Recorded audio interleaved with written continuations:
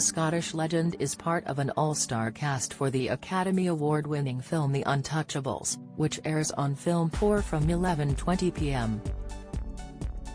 Connery collected an Oscar for Best Supporting Actor in 1987, for his turn as Jim Malone, starring opposite the likes of Kevin Costner, Robert De Niro, and Andy Garcia. It follows the story of a slick agent Elliot Ness, who leads a group of investigators in their attempts at ending Al Capone's reign of terror in Prohibition-era Chicago.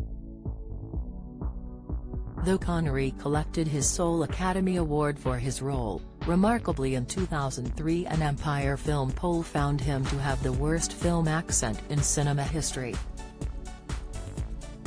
Throughout his career and celebrity life, Connery has been outspoken about his passion and love for his country of birth, Scotland. He even outlined his desire for Scotland to become independent of the UK in 1967, some 5 years before his landmark role as secret agent Bond in Dr. No.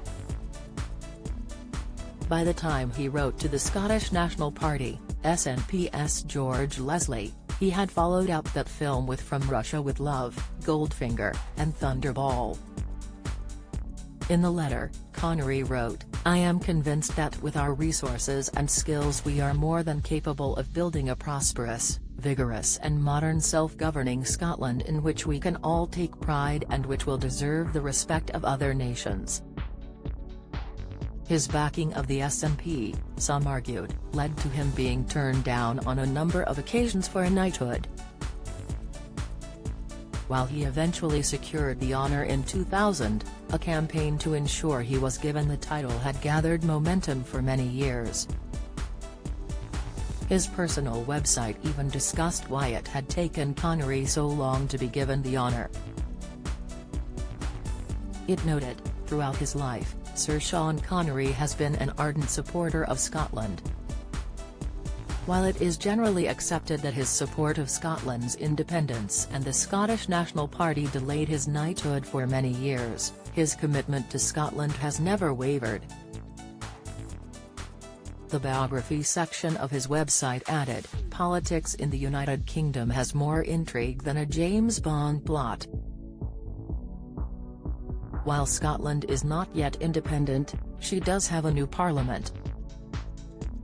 4 years after he was given the knighthood, Guardian film critic Ewan Ferguson discussed Connery's supposed snub from then Prime Minister Tony Blair.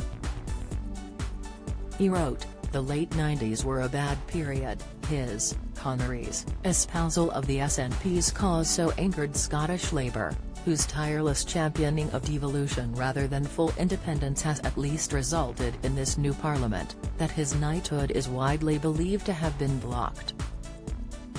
Connery was not happy, and it could be argued his feelings were justifiable. He was not only Scotland's but Britain's greatest ever star, and had done it all from one of the hardest starts in life, done it all himself. Yet was being refused the honour he felt he deserved because he had dared enter the snake pit of Scots politics. Throughout his life, Connery was an ardent campaigner for Scottish independence, even financially backing the party. His crusade in funding the SNP ended in 2001, when Parliament approved laws to ban overseas figures from funding political parties.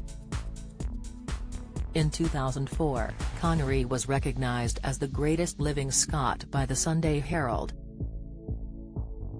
5 years earlier, he was voted by People magazine readers as the sexiest man of the century. The Untouchables airs tonight from 11:20 p.m. on Film 4.